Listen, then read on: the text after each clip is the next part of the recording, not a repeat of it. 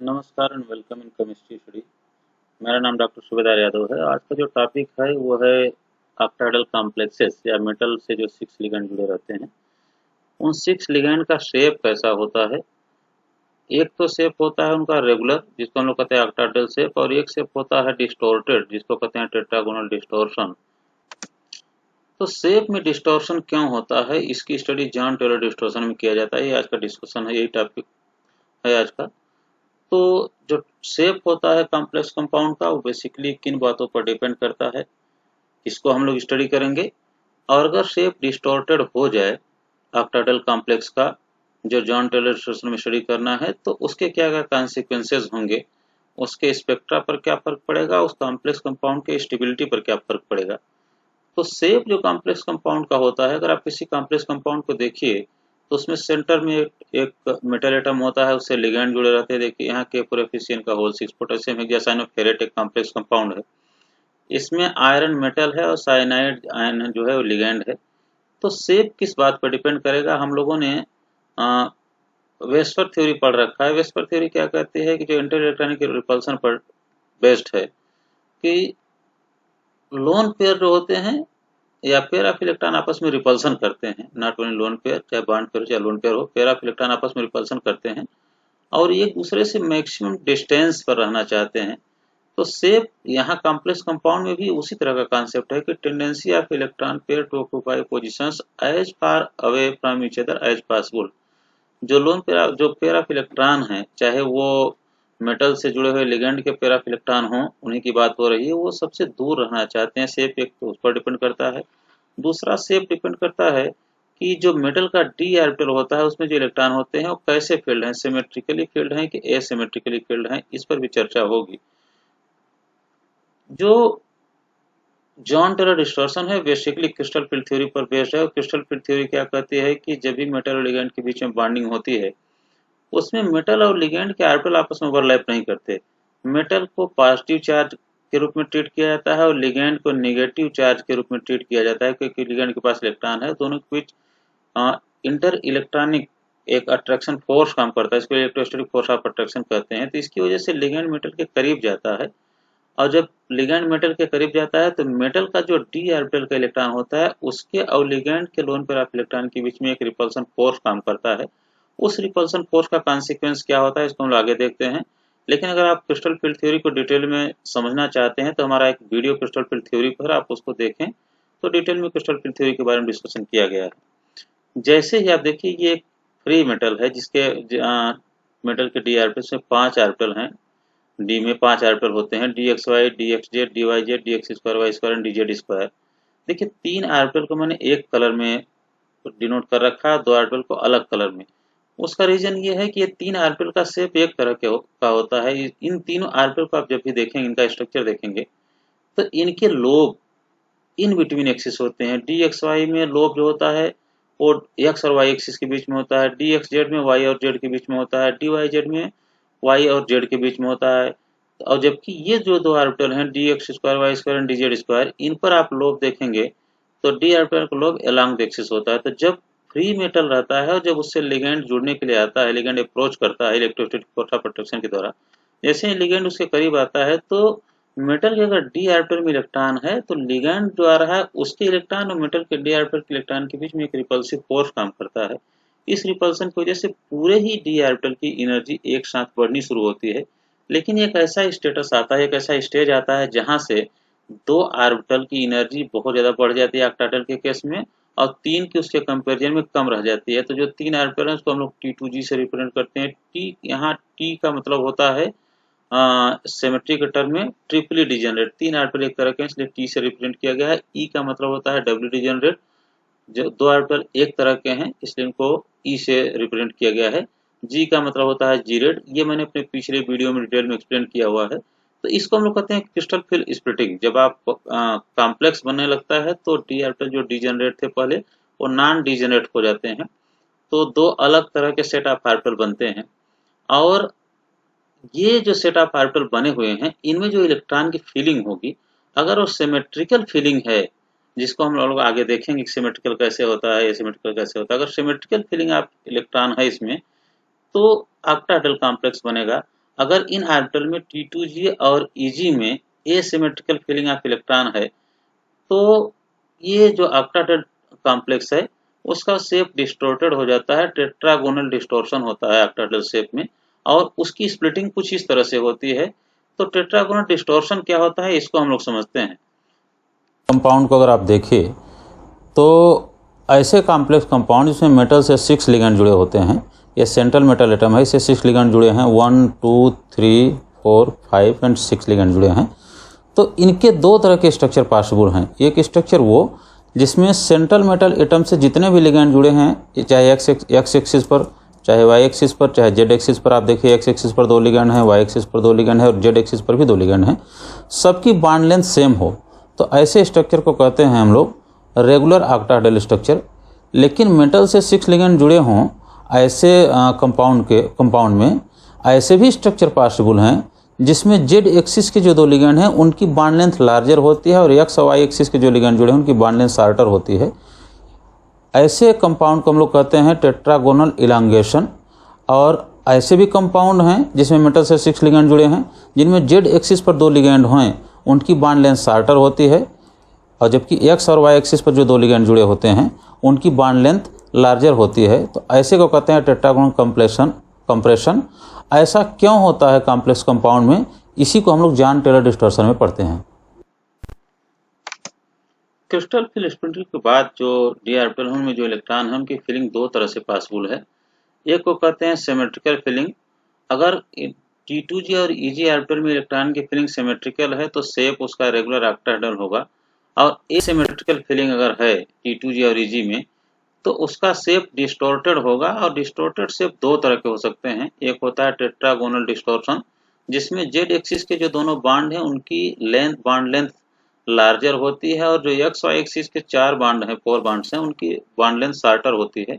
और दूसरा होता है टेट्रागोनल कंप्रेशन, उसमें जो जेड एक्सिस पर जो 2 बॉन्ड हैं, 2 लिगेंड जुड़े हैं, उनके जो बॉन्ड होते हैं उनका बॉन्ड लेंथ शॉर्टर होता है, और जो 4 लिगेंड्स एक्स और वाई एक्सिस पर जुड़े हैं उनका बॉन्ड लेंथ लार्जर होता है।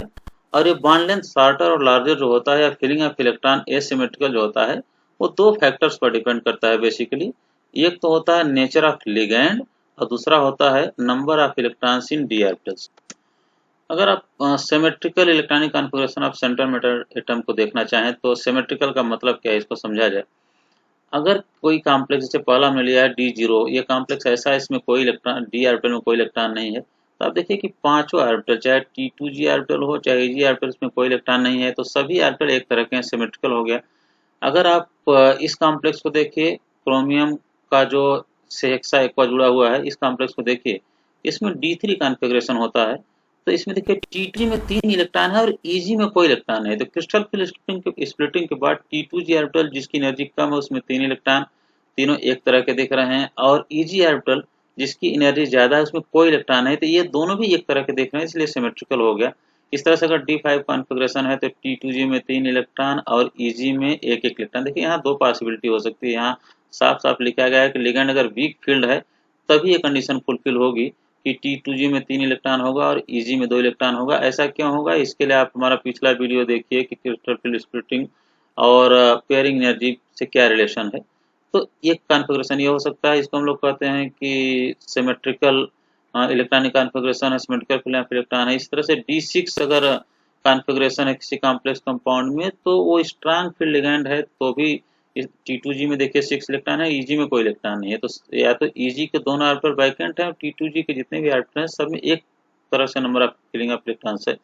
इस तरह से अगर D8 कॉन्फ़िगरेशन है तो T2G में देखिए तीनों ऑर्बिटल में 2-2 इलेक्ट्रॉन और EG के दोनों ऑर्बिटल में एक एक इलेक्ट्रॉन है, तो सिमेट्रिकल फिलिंग इसको कहेंगे। इस तरह से D10 अगर कॉन्फ़िगरेशन आप देखिए तो T2G के तीनों ऑर्बिटल में 2-2 इलेक्ट्रॉन और EG के दोनों ऑर्बिटल में 2-2 इलेक्ट्रॉन है, तो ये भी सिमेट्रिकल फिलिंग हुई।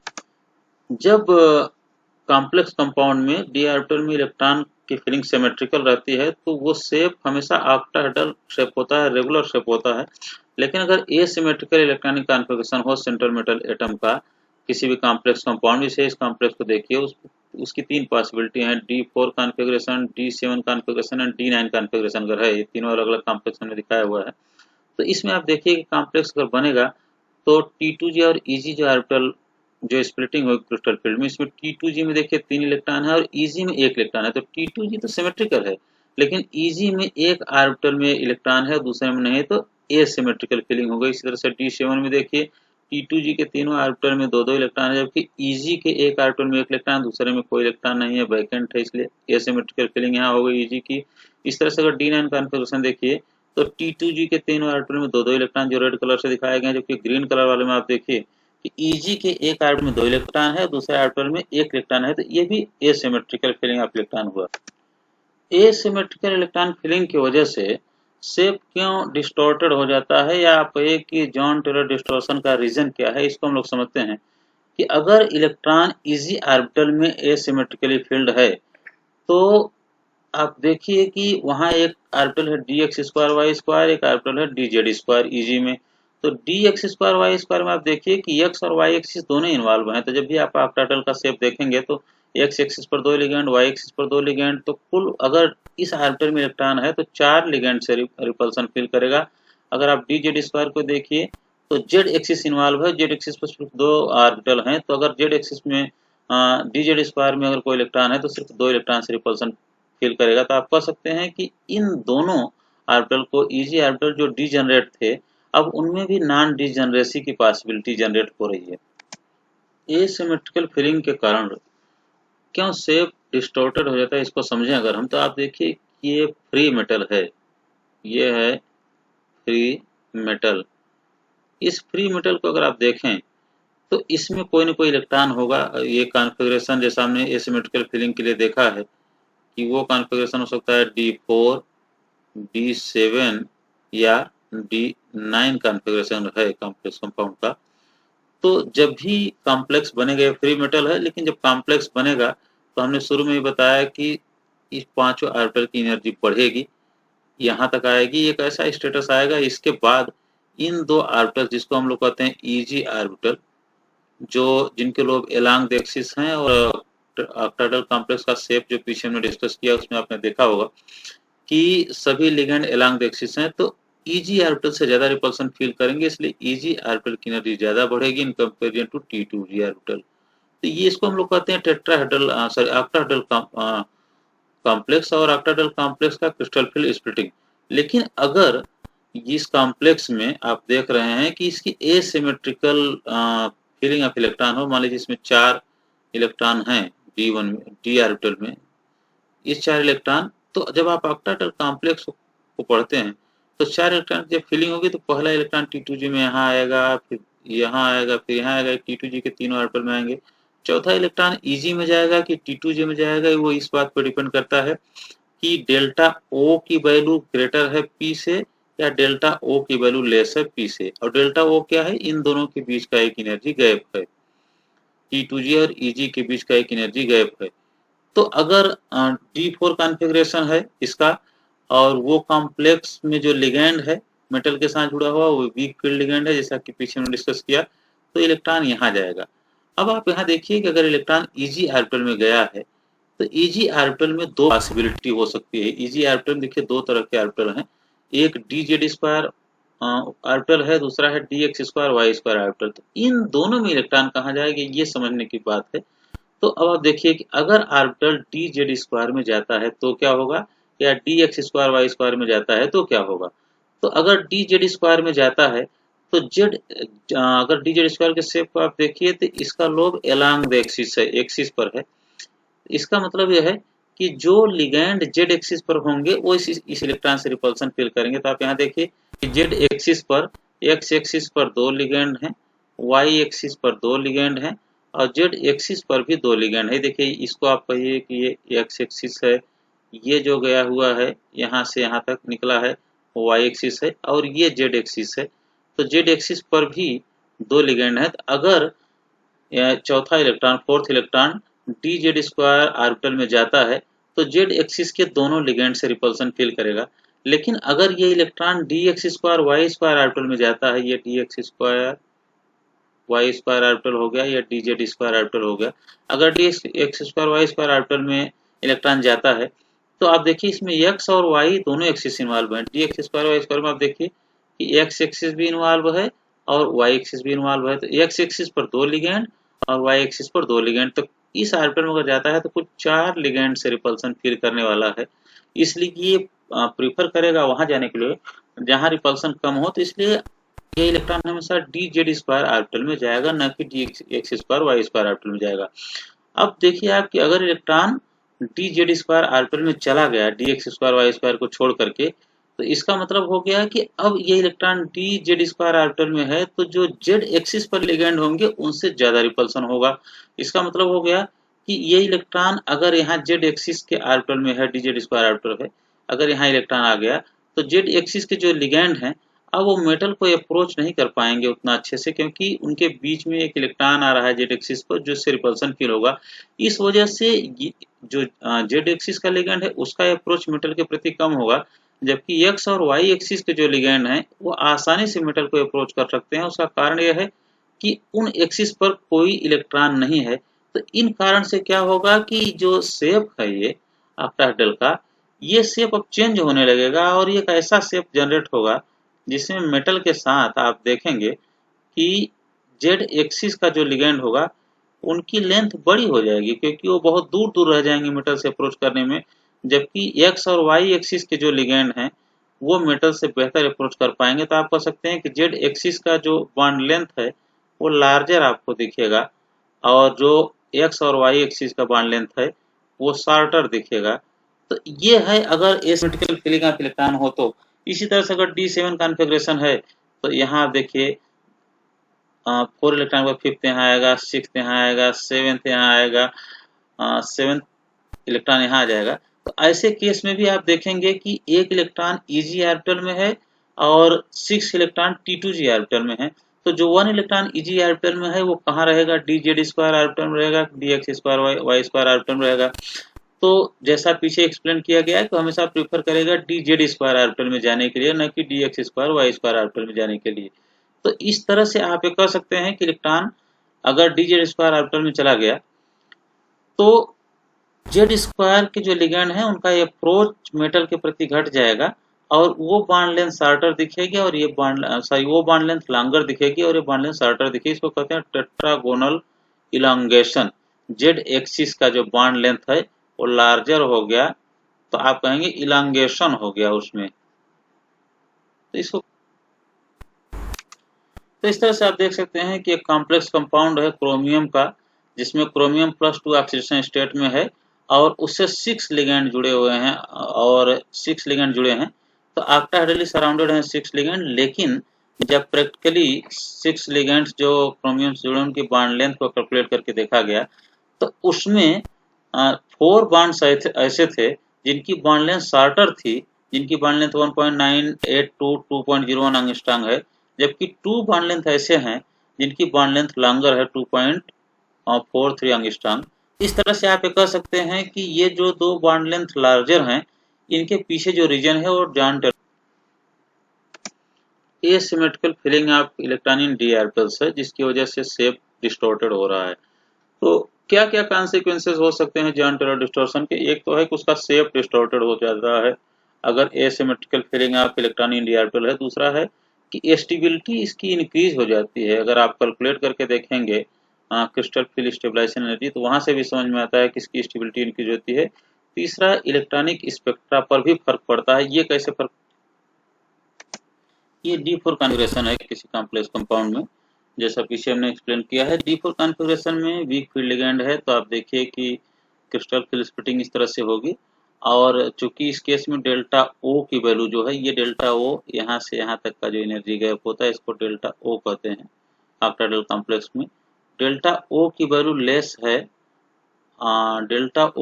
लेस है, पेयरिंग एनर्जी से, इसलिए जो फिलिंग ऑफ इलेक्ट्रॉन होगा 3 इलेक्ट्रॉन T2g में जाएंगे और 1 इलेक्ट्रॉन Eg ऑर्बिटल में चला जाएगा। तो अगर आप ऑक्टाहेड्रल कॉम्प्लेक्स को देखेंगे, अगर ये रेगुलर शेप का ऑक्टाहेड्रल कॉम्प्लेक्स होता तो एक ही इलेक्ट्रॉनिक ट्रांजिशन पॉसिबल होता T2g से Eg में, लेकिन चूंकि इसका शेप डिस्टॉर्टेड हो गया है इसलिए आप यहाँ देखिए कि क्या क्या इलेक्ट्रॉनिक ट्रांजिशन पॉसिबल है। एक तो T2g से इलेक्ट्रॉन जा सकता है dz स्क्वायर में, और एक dx स्क्वायर वाई का इलेक्ट्रॉन जा सकता है dz स्क्वायर में। तो आप कह सकते हैं कि 2 इलेक्ट्रॉनिक ट्रांजिशन पॉसिबल हैं, एक है T2G से EG में इलेक्ट्रॉनिक ट्रांसफर पॉसिबल है, और दूसरा है EG से ही EG में इलेक्ट्रॉनिक ट्रांसफर पॉसिबल है, और ये EG है dx²y² और ये EG है dz²। तो इस तरह से आप कह सकते हैं कि दो तरह के बैंड हमको मिलने चाहिए, लेकिन ये सब एनर्जी गैप इतना कम होता है कि देखने में एक ही बैंड। तो इस तरह से उसके इलेक्ट्रॉनिक स्पेक्ट्रा पर, तो इस तरह से जॉन टेलर डिस्टॉर्शन को जैसे शेप डिस्टॉर्टेड हो जाता है, स्टेबिलिटी उसकी इंक्रीज हो जाती है, उसके इलेक्ट्रॉनिक स्पेक्ट्रा पर भी फर्क पड़ता है। तो this is all about Jahn Teller distortion, और आई होप कि आपको ये टॉपिक समझ में आया होगा। और अगर आपको ये टॉपिक अच्छा लगा हो तो आप डेफिनेटली इस चैनल को सब्सक्राइब कीजिए, लाइक कीजिए, शेयर कीजिए, ताकि ज़्यादा से ज़्यादा तक लोगों